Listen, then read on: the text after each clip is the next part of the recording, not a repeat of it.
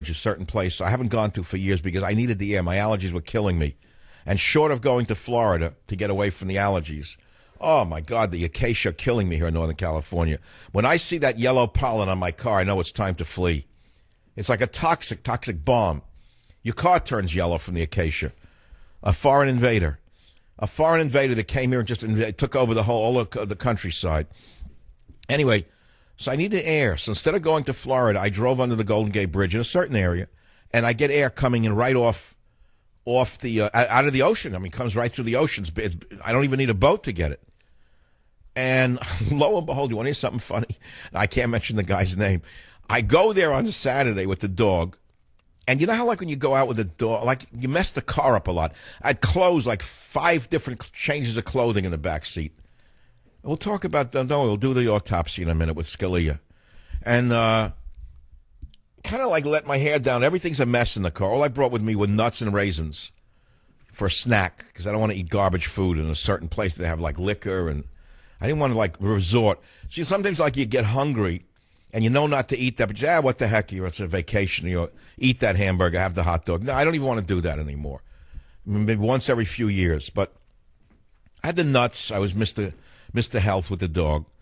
And aside from a few bad people who had their dogs off leash, so I'd like to have them arrested.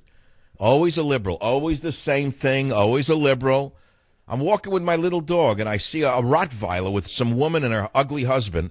And they're supposed to be on leashes. It's in the Golden Gate National Recreation Area, you know.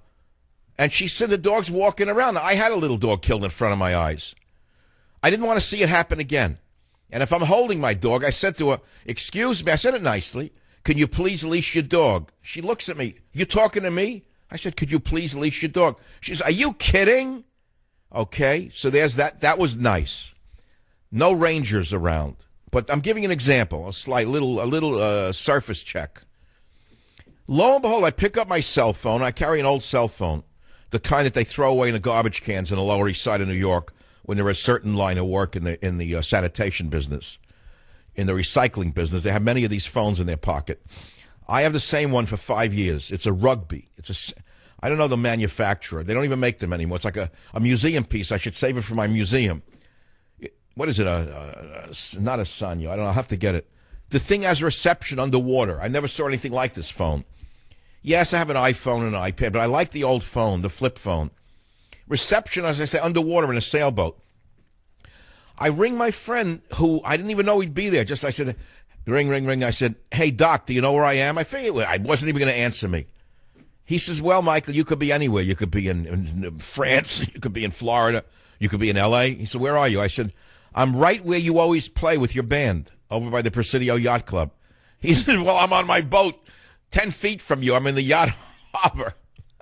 It was a 1 in a million. So I hung out with him a little bit, with Teddy, and we had some fun. He was throwing a thing in the water with chicken for crabs. Gets the crabs. He explained the difference to me between a Dungeness and some other kind of crab, which you can't eat. One you could eat, I don't like crab to begin with. It's like not an animal I will eat. I don't eat lobster. I don't eat crab. Like they eat, the waste in the bottom of whatever it is. I'm not into it. I'm not a crustacean guy. I don't even like shrimp anymore, but we had a nice time hanging out. Nothing eventful. I'm trying to say to you, it's like summer weather. Now you get home and you find a Scalia's dead with a pillow over his head. And I have some friends who email me. They don't even know that he was found with a pillow over his head. They don't get that part of the story. It was cut out. The story was sent to the New York Times from the San Antonio paper, and New York Times, of course, left the pillow out of it. It might upset the libs running around the Upper West Side, ushering in the death of America. That's all. So that's a long way of saying the world is crazy right now. But you got to go on with your life. I mean, it's crazy. I don't know. Am I going to wind up playing backgammon with cars? I mean, if this keeps up, if Obama puts one of his left-wing goons on the Supreme Court, do you know what's at stake here? Do you have any idea what that maniac wants to do in the months that remain? Do you have any idea what he's liable to do if he's not stopped in his tracks by the Congress? He's got to be stopped. If ever there was a time for them to find a spine, it's now. And look who we're looking to for a spine. You hear this? Paul Ryan. McConnell we're going to look to protect America. Are you kidding me? So, as I say to you, these are very strange times, and it has to be talked about. And he gets up there, and right away Obama says he's gonna fulfill his constitutional responsibilities. Play clip 2, Robert, so they hear themselves. I plan to fulfill my constitutional responsibilities to nominate a successor in due time. There will be plenty of time for me to do so and for the Senate to fulfill its responsibility. All right, let's stop right there. You said, oh, so when I heard that, I said, oh, that's good. He's not gonna, jam it down our throats. 3 hours later, he says he's gonna do it as quickly as possible. See how he did it? See how smart he is? See, Axelrod is his brain. What I love now, Axelrod. This is the guy who's Obama's brain. Axelrod is the engineer of all of the horrors in America. He's a commentator on CNN. Mr. Normal, Mr. Middle of the Roader. Does anyone follow me? Do I talk too fast or what here? When I get into my emotional state, I tend to run over my words. I could talk American. I could talk like an American by going much more slowly in my discussion of things. And I could lay them out a little more clearly for you and not get too emotional so that I sound like Hillary Clinton. Medicare, Medicaid, environment, women's rights, equal pay for equal work. Those millionaires and billionaires who are evil and must be stopped by me. Would you like that instead? Because I can do it as well on the Savage Nation.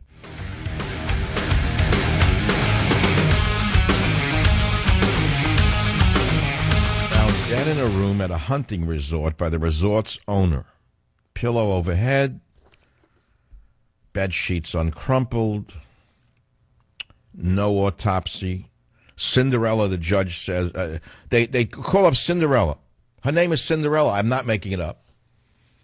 And she says, what happened to the marshal? The marshal tells her, she says, okay, he's dead, and he died of natural causes.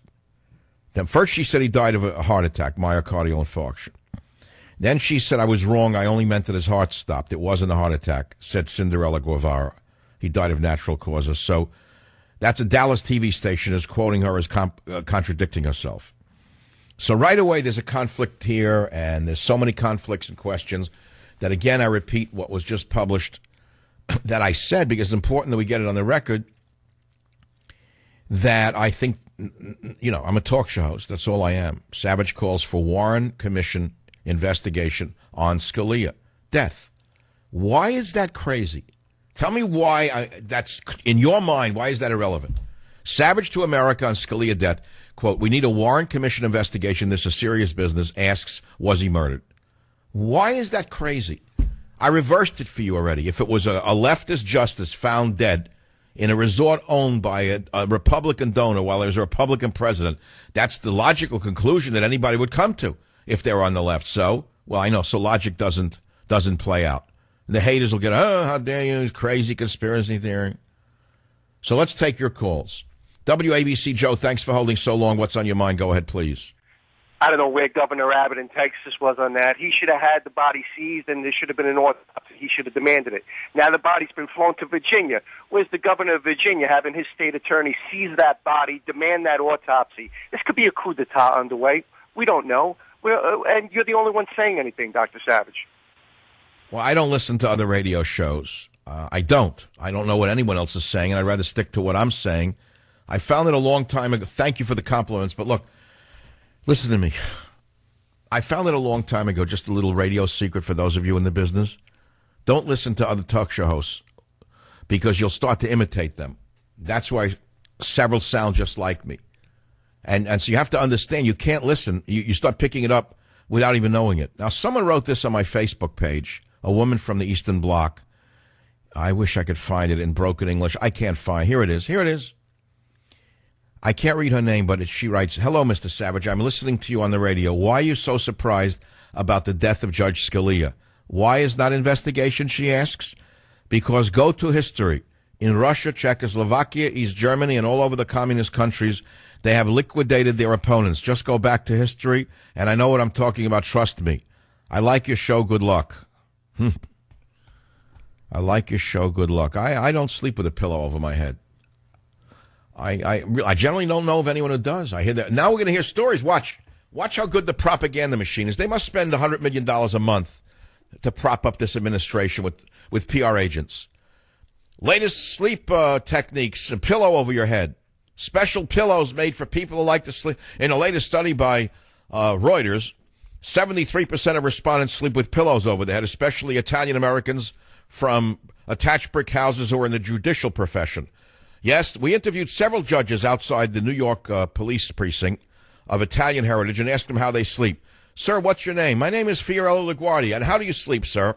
Well, I tend to like to sleep with a pillow over my head, although my wife thinks it's odd. It's a long tradition in the LaGuardia family to sleep with pillows over our head. Thank you, sir. Let's go to the next Italian. We're going through Little Italy now. We're walking through Little Italy in New York.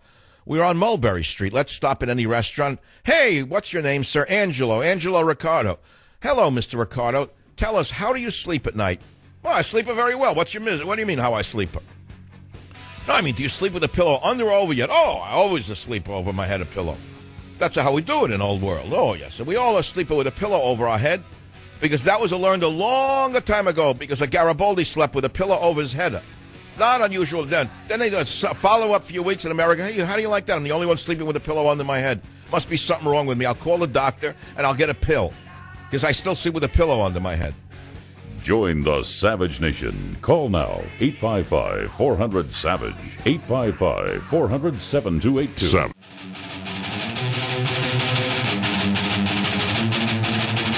That we should not confirm any Bush nominee to the Supreme Court except in extraordinary circumstances. They must prove by actions, not words, that they are in the mainstream, rather than we have to prove that they are not.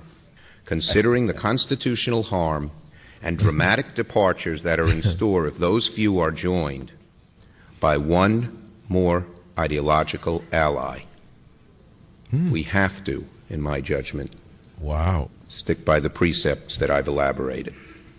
I will do everything in my power to prevent one more ideological ally from joining Roberts and Alito on the court. That's Schumer. Makes good sense. Yeah, that was in 2007. That was then. This is now. He called for blocking of all Bush Supreme Court nominations. That's all. Where is he today, old Chucky? Clinton already chimed in. She already screeching from a rooftop in clip 7. Listen to this one. Here she goes. Here she goes. The balanced Hillary Clinton in 7. It is outrageous that Republicans in the Senate and on the campaign trail have already pledged to block any replacement that President Obama nominates. President Obama said he would nominate someone to the bench, and that's exactly what he should be doing, and Leader McConnell should follow the constitutional process. Oh, she's back with the no-wire hangers voice. She had it capped for a while, and no-wire hangers came out, Robert. How's that possible? With the no-wire hangers voice. She was trying to be Miss Moderate. And like a freak show came out. The war. Get me the no-wire hangers voice, because it came back. I thought it was suppressed. I thought that they had it under control. They trained it for hours, hundreds of hours on the DVD tapes, MP3s, to control the no-wire hangers. And here it is again. Let's hear it. That's all. We don't have it. A dud. Bingo. What's wire hangers doing in this closet when I told you no wire hangers ever? Oh, there's comic relief in the midst of all the madness. Who's Blumenthal? Who's Blumenthal? What is he? A senator? That character from Connecticut? Here's Mr. Blumenthal, one of the most fanatical of all of them, with a face on him, looks carved by Woody Allen himself during his hour, during his off. If Woody Allen had off hours where he did like a hobby and carved puppet faces, he would look like Senator Blumenthal in clip 8. Listen to this one. We all have a common goal in making sure the credibility And respect for the court is preserved because that is one of its main assets. In fact, it's preeminent asset in our democracy. And so I really believe now going forward, there is a constitutional responsibility for the Judiciary Committee and for the United States Senate that cannot be abdicated and rejected, as the Majority Leader Mitch McConnell